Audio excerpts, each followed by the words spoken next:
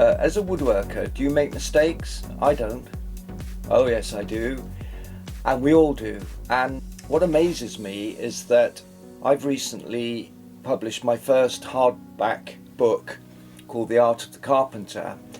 And I've only just noticed there are a few minor punctuation errors and a few incorrect entries in the index. And obviously I want to sell these books, so to cut to the chase, I'm offering this book at half price, £9.95. I think it's good value for a hardback, a book that should rest on your bookshelf for many years. Its aim is to be inspirational, and in a way it endorses what I say in the book, that the expression is actually more important than the technique. In other words, the expression of the idea, which connects with us emotionally in the same way that music connects emotionally.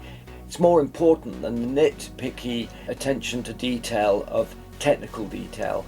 Now, I shouldn't be making excuses because I cannot believe how these minor errors happened, other than all I can say is that one sometimes can't see the wood for trees.